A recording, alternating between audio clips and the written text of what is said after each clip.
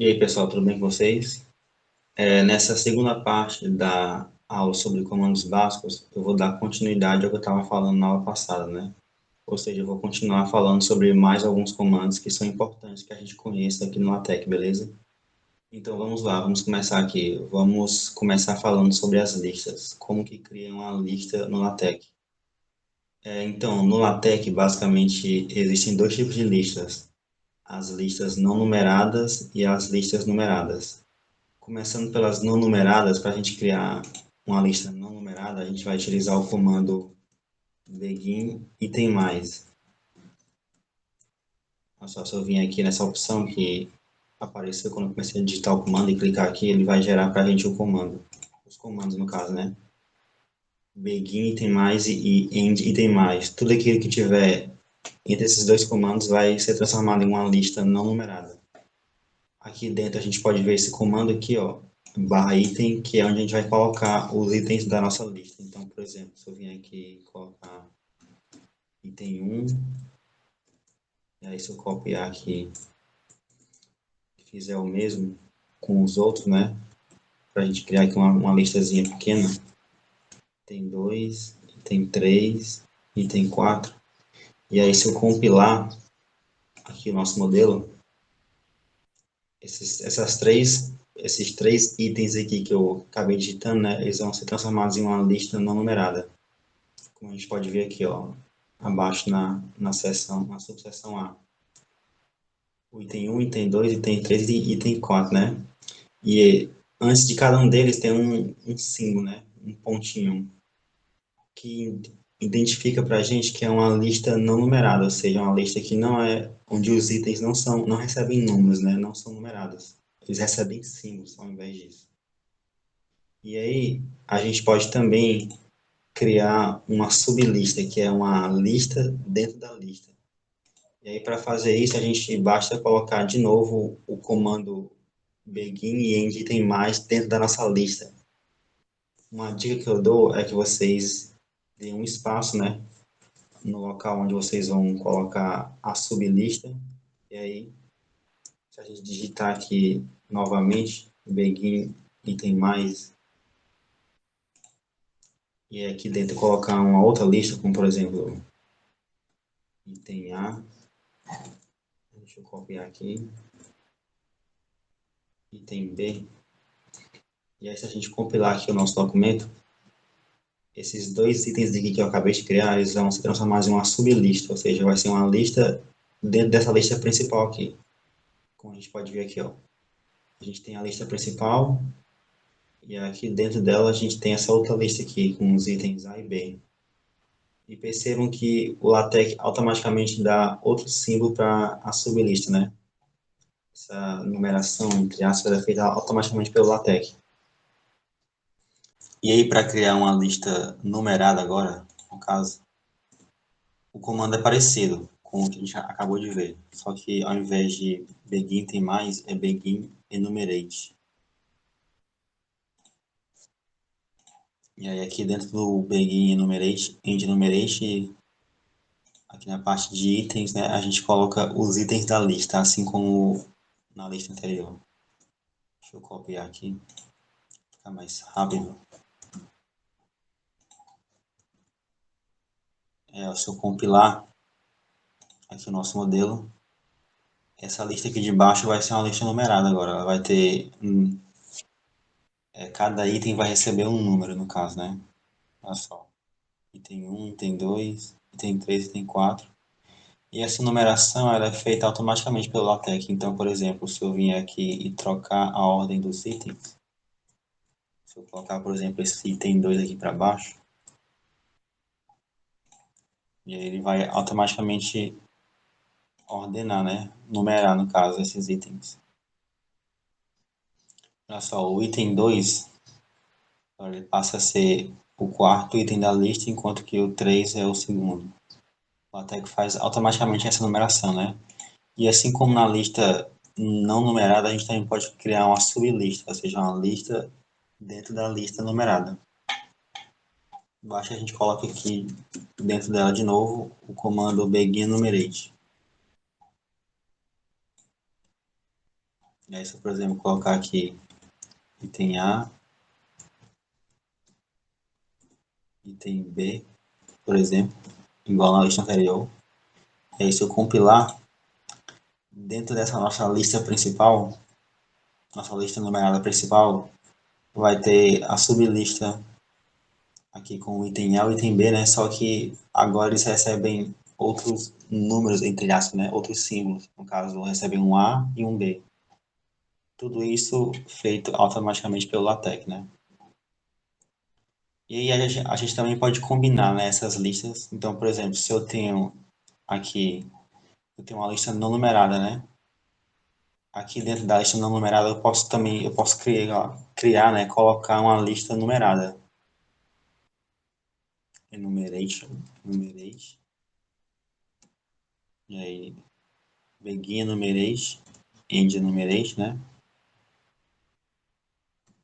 E aí se eu compilar, a gente vai ver que dentro dessa lista não numerada aqui vai ter uma lista numerada, ou seja, eu combinei as duas listas. A sublista é de um tipo, enquanto que a lista principal é de outro. Como a gente pode ver aqui, ó. Tem a lista principal com os símbolos, né? Os pontos. E aqui dentro dela tem uma lista secundária. Uma sublista que é numerada, no caso. Ficou meio estranho essas duas listas aqui, uma em cima da outra. Acho que se eu copiar aqui um texto. Peraí, se eu copiar aqui um texto, né? Pronto, se eu copiar aqui um texto e colocar aqui entre as duas listas, aí se eu compilar aqui, acho que vai ficar melhor a visualização. Pronto, aqui, ó. Só uma questão de capricho mesmo.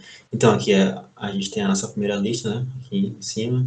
Aí, depois aqui embaixo tem a nossa segunda lista. Então, basicamente, são esses os comandos que a gente utiliza para criar listas no LaTeX, né? Para criar uma lista numerada, a gente utiliza uma lista não numerada, no caso.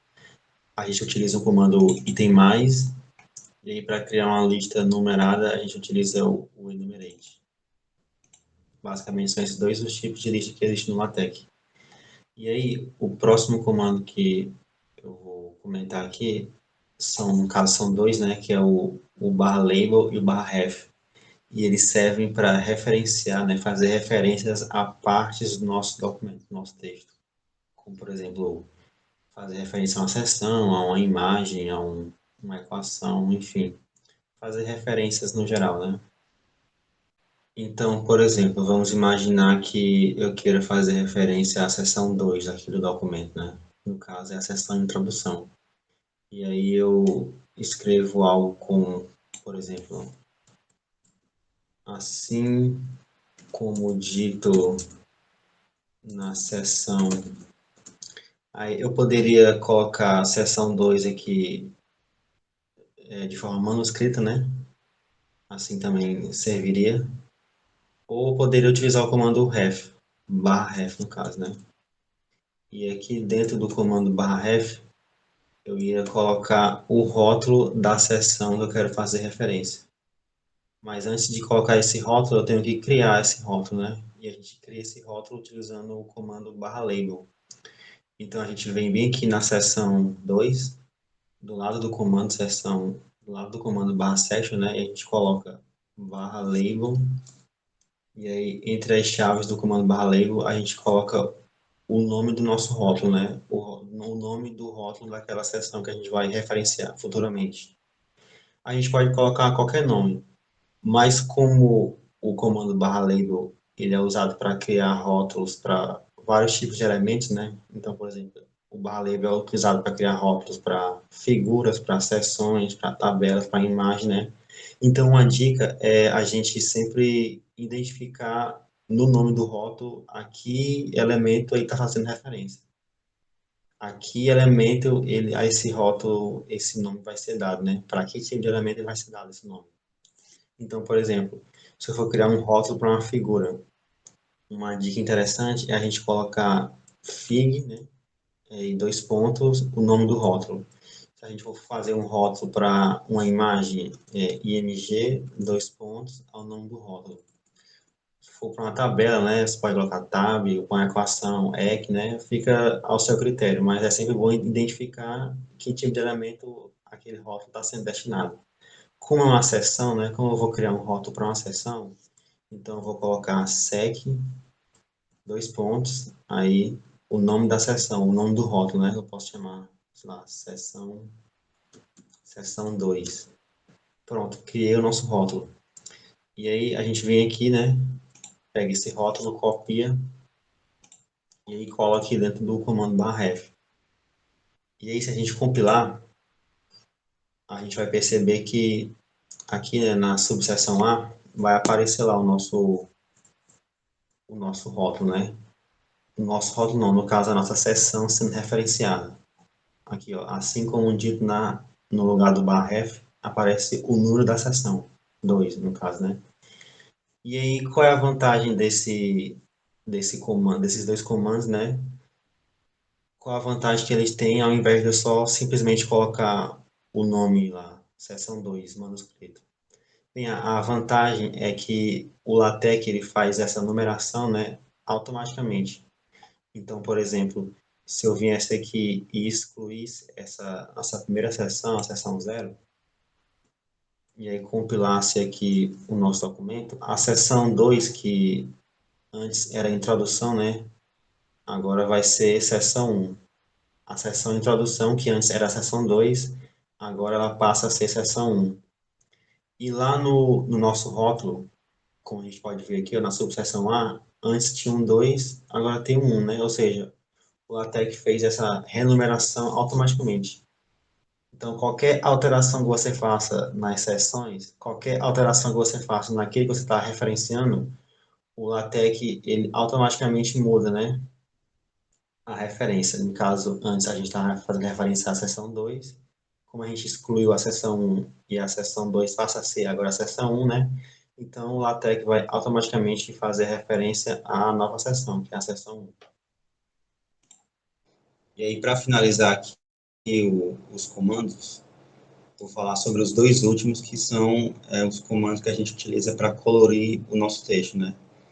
Então, caso você queira estar destacando alguma parte do seu texto com uma cor diferente, a gente pode estar utilizando esses dois comandos.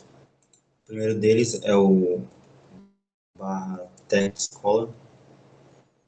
Aqui, ó, quando a gente digita ele, já aparece aqui a opção, se a gente clicar, aí aparece aqui o comando, ele tem duas chaves. A primeira, a gente utiliza para definir a cor que a gente vai utilizar.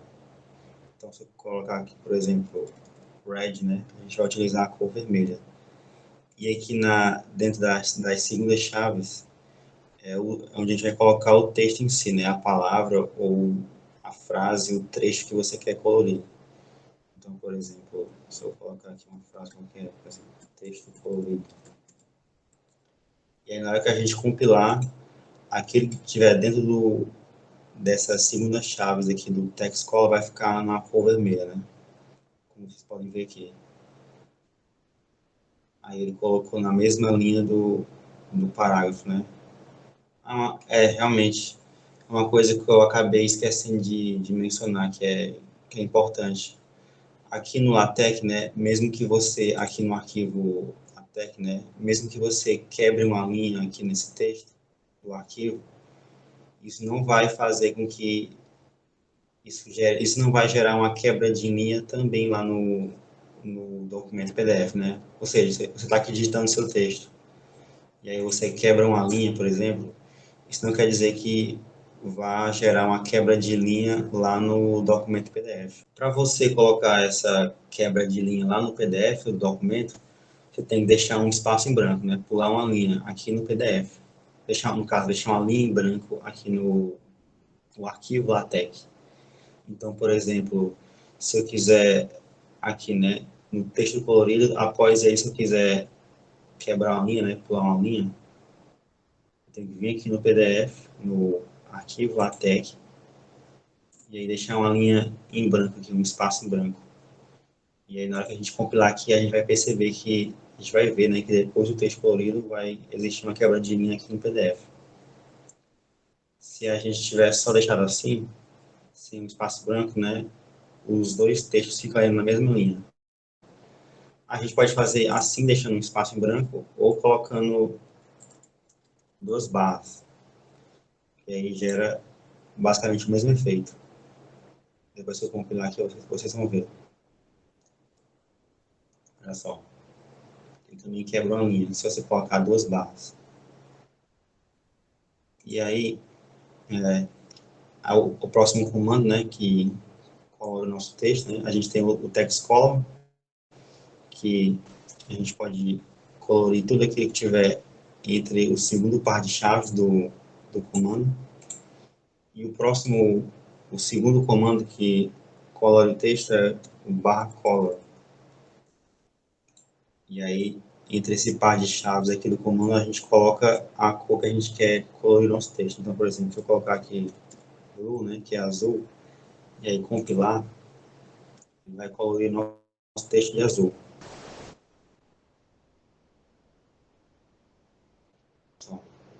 Só que aqui, diferente do text color, o color blue, ele colore tudo aquilo que está abaixo do comando. Então, o comando começa aqui, né? Aí abaixo dele tem esse texto aqui, né? E tudo que tiver abaixo dele aqui no PDF, no arquivo LaTeX, vai ficar colorido com a cor que a gente escolheu. No caso aqui, a gente coloriu praticamente todo o restante do texto, né? Do PDF, do documento. Só que às vezes isso não é interessante, né? Você não quer colorir todo o texto, você só quer colorir uma parte. E aí, para evitar esse problema, a gente pode fazer o seguinte: a gente pode colocar esse trecho que a gente quer colorir entre chaves. Então, se eu abrir uma chave aqui, né? Fechar aqui no final da seção A, e aí, se a gente compilar, a gente vai perceber que só ali a subseção A que está colorida de azul. Olha só. Então, vejam só, a gente criou duas chaves, né? Como se a gente estivesse criando um bloco de texto. E aí, dentro dele, a gente colocou o que a gente quer colorir juntamente com o comando barra cola. E aí, tudo que tiver aqui dentro da chave vai sofrer o efeito daquele comando. É basicamente a mesma coisa que a gente viu aqui, ó, no início do texto, do arquivo, aqui, ó, com o comando footnote size, que ele deixa o texto com uma fonte menor, né, com um tamanho de fonte menor, e percebam que aqui dentro do comando title, tem aqui o footnote size, e ele está dentro de chaves, dentro de duas chaves, né, e dentro das duas chaves tem esse texto aqui, que só ele que vai sofrer o efeito do comando footnote size, já que o texto está, né, dentro das chaves junto com o comando. Então, isso serve para qualquer comando em LaTeX que eles formatem, né, como é que eu posso dizer? O efeito deles sirva para tudo que tiver abaixo do comando, né? Existem alguns comandos que são assim no LaTeX. Eles não formatam só uma parte do texto, aquilo que está dentro das chaves. Eles formatam tudo que tiver abaixo deles. E aí, para comandos assim, a gente cria esse bloco, né? Esse bloco, entre aspas, utilizando, a gente abre e fecha chaves, né? E aí dentro das chaves a gente coloca o comando e aquele texto que a gente quer formatar. Então, pessoal, basicamente era isso que eu tinha para falar. Nessa aula de comandos básicos, né? Nessas aulas, no caso, nessas duas aulas de comandos básicos, a gente viu alguns comandos que eu julgo serem importantes, né, e que a gente pode estar utilizando eles para produzir basicamente qualquer documento utilizando o LaTeX. Mas eu acredito que esses comandos que eu falei não são nem 10% de todos os comandos que existem no LaTeX. À medida que vocês forem utilizando a ferramenta, né, à medida que vocês forem produzindo documentos utilizando o LaTeX, vocês vão se deparar com vários outros comandos. E aí, caso surja alguma dúvida de, sei lá, como utilizar um comando, como um comando funciona, ou que tipo de comando a gente pode estar utilizando para fazer determinada formatação, vocês podem sanar essa dúvida com uma simples pesquisa no Google. Então, por exemplo, se a gente vir aqui no Google e pesquisar Color LaTeX, né? E aí vão aparecer vários resultados, né, de como utilizar as cores no LaTeX. Inclusive, o primeiro deles aqui é do próprio site do Overleaf. Então, se a gente clicar aqui, a gente vai ser direcionado para um artigo, né, que vai explicar como utilizar as cores no Overleaf, no LaTeX, no caso, né? É só, usando cores no LaTeX. E aqui ele vai dar uma explicação, né? Vai falar sobre o pacote que a gente viu, o Xcolor, e aí aqui o comando, né, Color. Aqui são as cores que a gente pode estar utilizando com esse comando, e também com o outro lá, o Text Color. E aqui tem mais algumas cores, enfim. Uma rápida pesquisa no Google, você com certeza vai conseguir sanar qualquer dúvida que você tiver em relação ao LaTeX. Inclusive, até aqui mesmo no próprio site do Overleaf, se a gente vir aqui em menu, aqui embaixo, né, tem aqui, ó, documentação. E se a gente clicar aqui, a gente vai ser direcionado para uma documentação que existe aqui no Overleaf, que é como se fosse um tutorial, né? Na verdade, são vários tutoriais que explicam como utilizar o LaTeX. E aqui vocês basicamente conseguem encontrar qualquer tipo de informação sobre como utilizar o LaTeX, né? Tem tutoriais, tem alguns artigos, como, por exemplo, utilizar matemática, né? Listas, bibliografias e mais essas coisas. Basicamente, tudo aquilo que eu falei e muito mais. Então, por essa hora era isso. Espero que vocês tenham gostado. Acho que a aula vai ficar um pouco extensa, né? Essa aí é a outra. Mas, obrigado pela atenção de todos e até a próxima.